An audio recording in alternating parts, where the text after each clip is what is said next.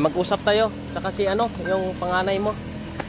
Kausapin ko po sila ng masinsinan mong kababayan kasi may mga problema dito, maituwid po mga kababayan para hindi madamay yung mga kapatid niya na nandito, no? Ayaw kong dating ang panahon na magiging problema tungkol dito kay Jodeline.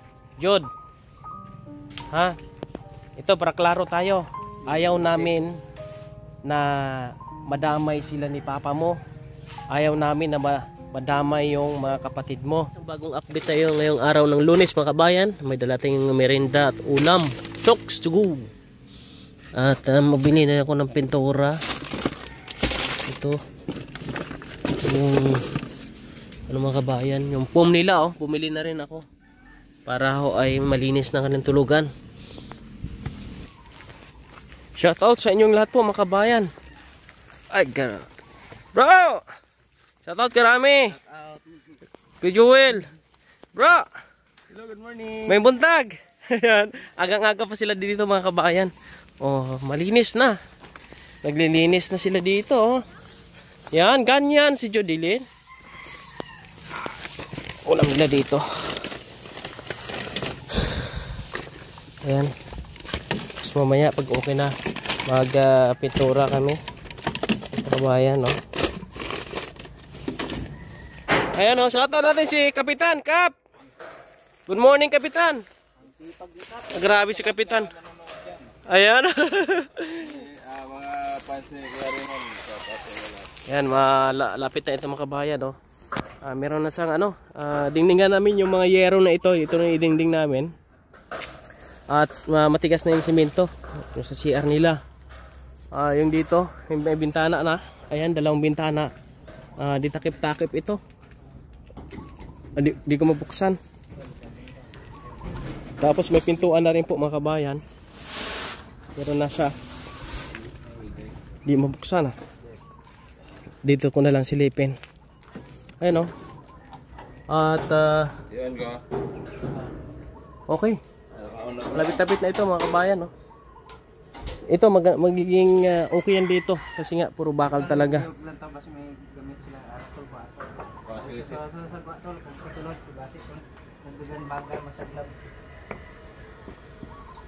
Ayun o, puro bakal yung ginawa dyan.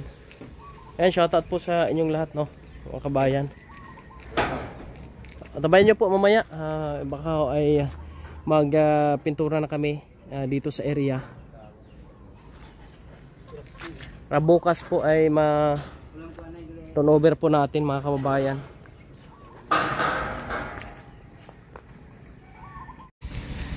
Ang Joel, mag-usap tayo. Saka si ano, yung panganay mo. Kausapin ko po sila ng masinsinan mong kababayan kasi may mga problema dito na nakarating po sa atin. Ito ay kailangan po natin na maituwid po mga kababayan para ho ay hindi sila madamay at hindi madamay yung mga kapatid niya na nandito, no? Si ano muna, dahil mo dito. Ito ng Joel, no? May mga nakarating sa akin na balita. Ayaw kong dating ang panahon na magkaroon ng problema o magiging problema tungkol dito kay Jodeline. Jod, ha? Ito para klaro tayo. Ayaw namin na madamay sila ni papa mo. Ayaw namin na madamay yung mga kapatid mo. Kasi ang concern po namin dito, kaya po ay tinulungan namin sila para meron silang matirhan, no? Kasi nga ikaw ay lumaya sa inyo at sumama ka sa barkada mo. Nakarating sa akin yung balita at yung mga barkada mo ay hindi maganda ang impluwensya. Ang sa amin dito na kuya, iwasan natin, kontrolin natin sila na huwag silang sumama sa mga barkada nila, lalo na yung mga hindi magandang ginagawa. At huwag dito magpapunta ng mga barkada niya, huwag dito magpapatambay. Kasi kung mangyari yan, magkakaproblema tayo dito. Kasi magiging kawawa kayo. Paano kung paalisin tayo dito sa lupa? Kawawa kayo. Kasi nga hindi maganda ang na isamahan mo. Yung iba, malilikot yung kamay. Ayaw din namin na mapahiya kami dito sa lugar na ito. Dahil nga itong ginawa namin ay pagtulong. Tulungan namin kayo magbago, tulungan namin kayo maka-recover, maka-move on. Yung papa mo, tulungan mo siya. Ha? Sana makinig ka sa amin. Ipaalam ko sa iyo, kapag hindi ka makinig sa amin, ngayon pa lang sasabihin ko sa iyo, dadalhin ka namin sa DSWD para i-rehab. Alam mo ba kung anong mangyayari sa'yo doon sa loob? Doon ka lang sa loob, di ka makakalabas. Hanggang na gumaling ka, tumino ka. Sana ngayon, kuya, paliwanag mo rin sa kanya na yung mga past, iwanan na. Magbagong buhay na. Ha? Ano mo sa amin yan? Pangako mo. Alalayan mo yung kapatid mo na nag-aaral. Yan lang gusto namin.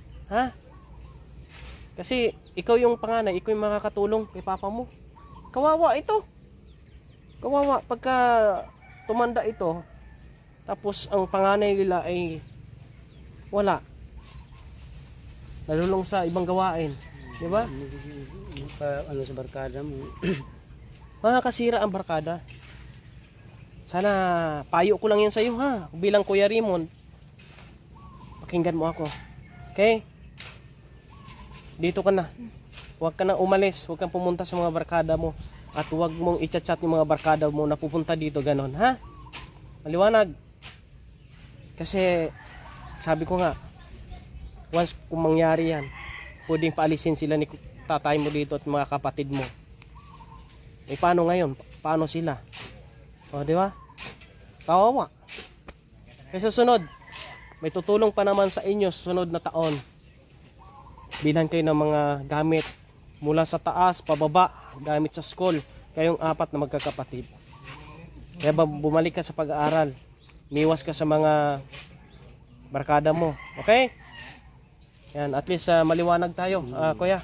Yan, kasi po mga kabayan, may mga problema kasi dito na kailangan ituwid po natin. Tulungan namin silang maituwid, makontrol. Bata pa ito. At baka humantong kuya sa ano ba? Yung bang Mao gani problema no? naman ta. Dahil sa ano ng mga barkadang hindi walang maidulot na maganda sa kanya. Yan ang iniisip namin ng may-ari dito. Kailangan ngayon pa lang kontrolin na natin. Yan po mga kabayan, no? Kasi hindi maganda yung mga balita po na inano sa atin. Kaya sabi ko, gagawa kami ng paraan habang maaga, habang bata pa, ay kontrolin na.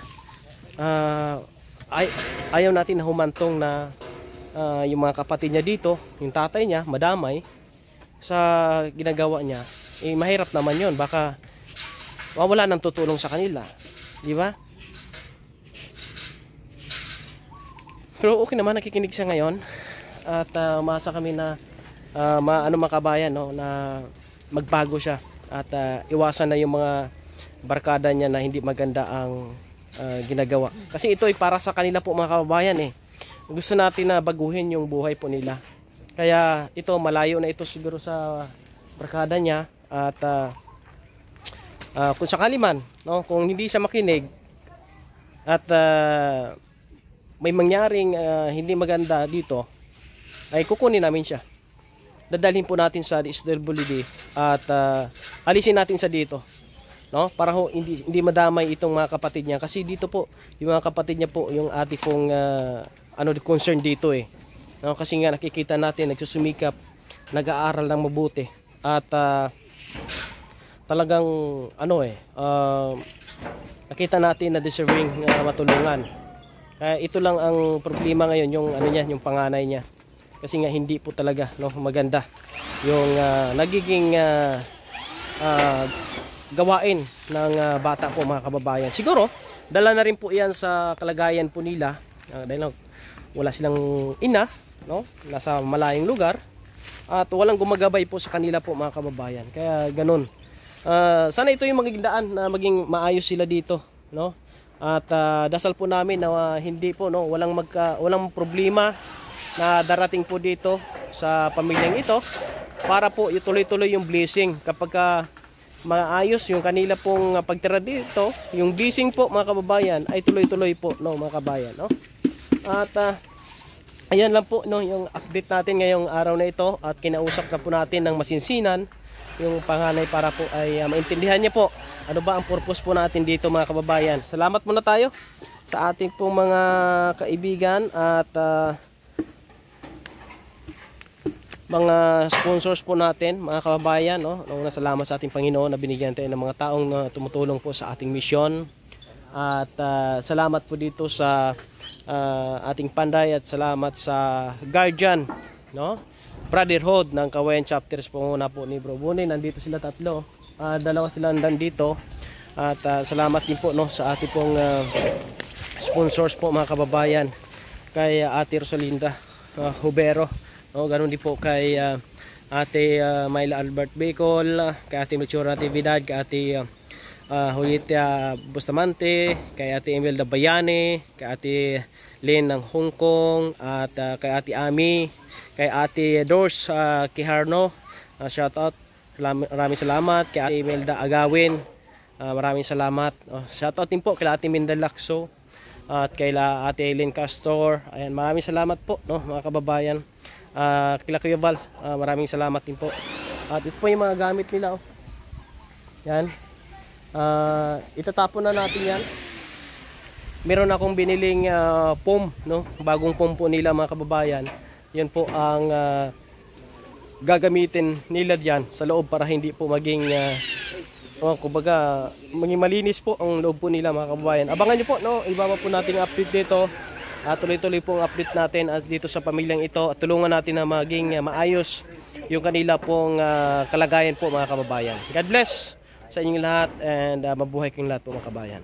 Please subscribe my YouTube channel and follow my page for more updates. Maraming salamat po.